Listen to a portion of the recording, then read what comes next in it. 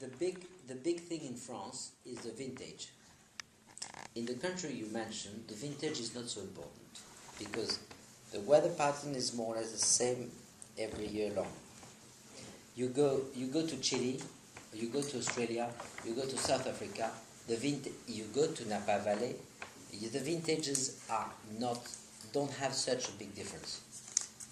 They have, but not as big as in this country. In this country, the value of a vintage is very important. In Bordeaux, you buy a vintage. You don't buy a wine, you buy a vintage. It's very different. But don't forget it. And that is the weakness and the strength of the old world, Europe. But also, you say about Italy and France and in Spain, we speak about a vintage. A vintage can be great, a vintage can be difficult. But there's a big change anyway in the last 10 years. The change in vintages are not so extreme as it used to be. So instead of having this big extreme that we had in the 90s or even in the 80s or in the 70s, in the 2000s, we don't have that kind of extreme between one vintage and another. So the quality-wise, we have vintages that are getting closer. Closer, I would say, kind of closer even to the new one. Why do you think that is? Geoff, what do you think? Geoff, the master wine, what do you think? With the idea of buying vintage versus producer. Josh, you probably agree with me on that, right? Yeah, completely. I think that we've seen properties already on this trip that have made good wine and great wine and have had not very big variations from vintage to vintage.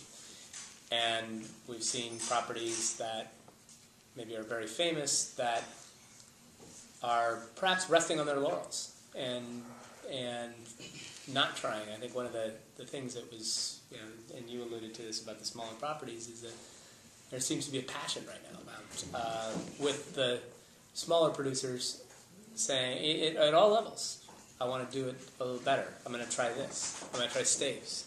I'm going to try a different way of training my vines. I'm going to bring in Danny de Bordeaux to help me make the wine and do these small things. I'm going to pick a little earlier. I'm going to do all these different things. And I don't necessarily think that many of the top producers are doing that. I think some are, and some aren't. Some are doing things the way they always have, and I think in the business, some of the people are doing things the way they always have. And there's a narrowing of the race, and so it's and I think that producer is more important to follow than vintage, absolutely.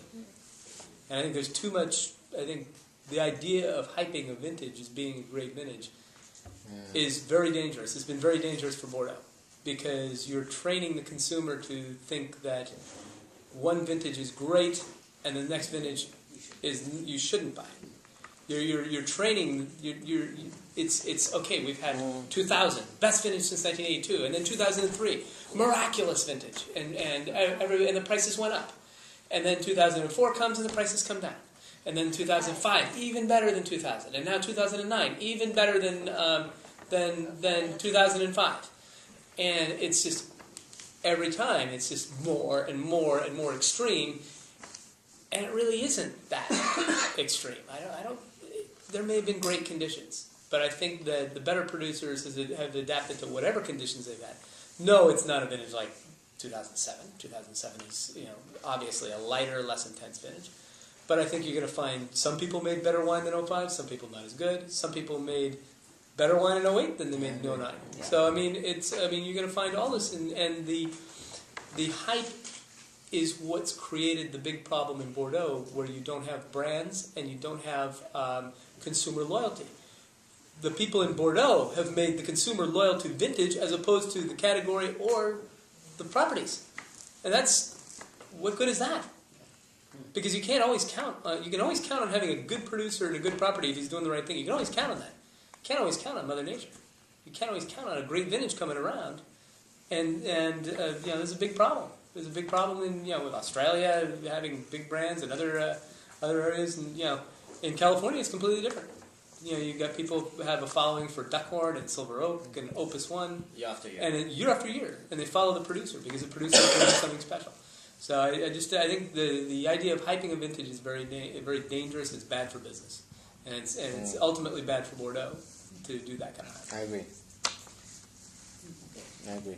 That Fade means to black. no. I I mean, agree. That means Picque Caillou must be drunk every vintage. Exactly. Yeah. That's what we want to do. You know. 01 and 99 were considered a few years ago like